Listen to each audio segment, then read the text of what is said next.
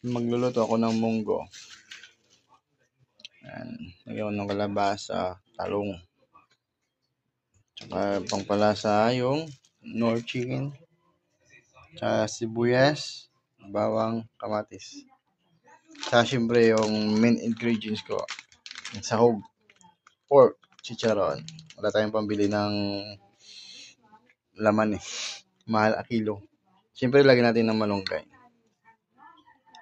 Pakuluan ko lang ng ilang minuto lang, 30 minutes siguro. Depende sa ano ng munggo. Yan, ang menu ko. Friday. Ayon kasabihan, pangpaswerte ang munggo pag Friday. Yan, nahiwa ko na. Habang nag-aantay ako na lumambot yung munggo. Nahiwa ko na. Alis ko na. Yan. Prepare na lang yan. Para pag nagano na yung munggo, lumambot, ready na tayo. Kaya, antayin lang natin. Tingin ko mga ano pa to eh. 15 minutes. Balikan natin after 15 minutes. Tapos magigisa na tayo. Naka-ready naman ang lahat eh.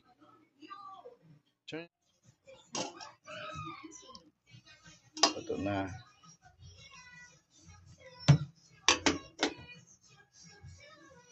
Isa pa yan. Hindi.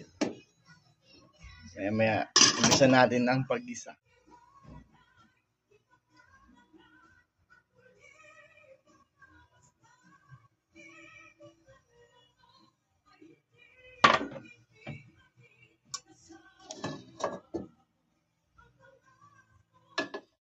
Umpisa ko na mag-isa.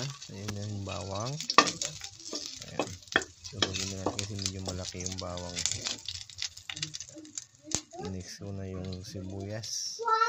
Pag-brown na yung bawang. Tapos halo-haloin lang. Takpan ko yan. Takpan ko saglit. Tapos okay na. Lagay ko na yung kamatis.